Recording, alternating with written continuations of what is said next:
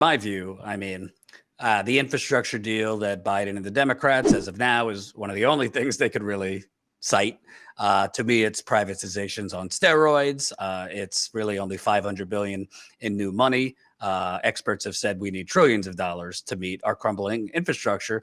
But within it, there was, so they say, provisions for rural broadband, which could help indigenous communities, fixing sewage and water waste systems, this and that. Can you kind of talk about, are there things in the infrastructure deal that actually are helping indigenous communities, and have you seen that yet?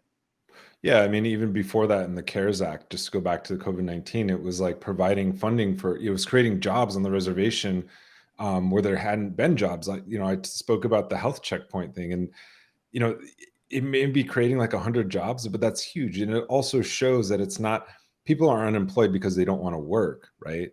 It's kind of this weird thing where it's like you have the mass, we have the great resignation, which is going on, which is people who are refusing to work because of the conditions, in the workplace, the low wages, the lack of healthcare, all of those situations. But then on the other hand, when there is kind of a collective sense of good that one is providing by doing health checkpoints, yeah, of course, people want to work those jobs. And obviously this new infrastructure bill, I mean, as you brought up, it is in many ways like a privatization scheme. But we have to ask ourselves, like the kinds of issues that are facing Indian country in terms of the reservation populations have been, long-standing. I mean, I remember back in 2011 in my home community when the Lower Brule Reservation, when I was living there, one of the main roads, there's three main roads that go into town, and two of them had washed away, leaving one entrance into town. And it was like, all it was is because the federal government hadn't replaced culverts, in a drainage system. And so, just like the basic access, to grocery stores and things like that, we live, everywhere you look in the reservation that I come from, and the place that I come from is a massive food production factory. There's cattle being raised, there's corn being raised, but you can't find a fresh tomato on the reservation. There's a reason for it. It's imposed scarcity in a land of abundance. And infrastructure has a large role to play in how we access those kinds of things. And so, on one hand, it's like we should absolutely be critical of the infrastructure bill, but on the other hand, it's like, why is it that basic treaty rights, basic human rights, are held up by people like Joe Manchin, by Kristen Sinema, but then also there's a cynical kind of calculation that is always at play in terms of like, why can't these just be everybody's rights? It's not just for indigenous people.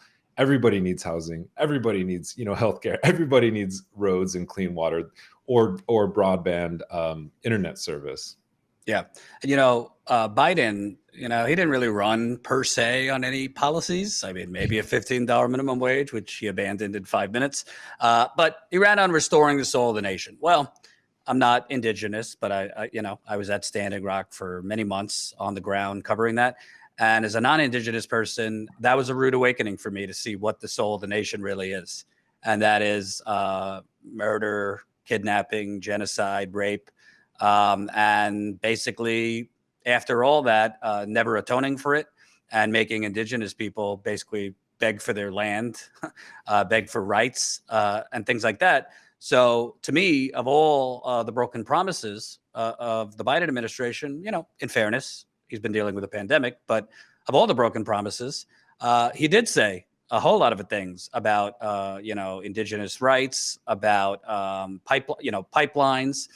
He, for some reason, felt we have to shut down Keystone XL, but I'll keep Dakota Access Pipeline going, which, could poison the water of 20 million people downstream of the Missouri River. I don't think there's any way to know how many times it has already spilled. Because we know that the oil companies are not going to report it accurately. Line 3, we saw federal officials terrorizing DHS, terrorizing water protectors and protesters. So it seems to me same old with the Biden administration when it comes to big oil being able to have their way with indigenous land reservations. He said we're going to stop drilling on public lands, it's only gone up. So can you kind of talk about, I know I've thrown a bunch of different things at you, but essentially it was all lip service because great, Keystone was shut down. Everything else is open for business and pumping toxic oil and natural gas. Yeah, no, you raise amazing points and questions there. And I just want to say, you know, the images of our generation of this moment of climate justice come from the images that you and I witnessed firsthand at Standing Rock, you know, in those protests. That was under Obama's administration. That wasn't a Trump concocted policy. Like the majority of arrests and police repression and state repression, federal infiltration, the felonies that were slapped on protesters, everything that we witnessed, that the eviction of the 1851 treaty camp, all of that stuff, the pulling of elders from half naked from ceremonies, from sweat lodge ceremonies, the macing, the urination on sacred items, we saw all that. We saw the police do all of those things. You can't remove those images from our head, like whether you saw them in person or whether you saw them on the internet. That is Obama's legacy, period. Like there's no other way to get around that. We can get mad at Trump, fast tracking the approval in the EIS process, post Obama, but there was nothing guaranteed to prevent him to do so. There were concrete actions that could have taken place prior to that. And it's not enough he visited Standing Rock in 2014. He's like one of the few sitting presidents to visit an Indian reservation during his presidency. It's like there's no way that he didn't know. And to go to the point about Keystone XL, it's like, yeah, sure, Biden recanceled, the Keystone, the northern leg of the Keystone XL pipeline. It's important to point out that Obama also approved, the 3/4 of the southern leg of the Keystone XL pipeline. So we can't actually fully credit Obama for canceling that pipeline, but we can go back and look at his logic and say, well, he was doing so because, this was part of, America's energy independence policy where, we were going to wean off, oil from, conflict-ridden countries like Venezuela or Iran or Saudi Arabia.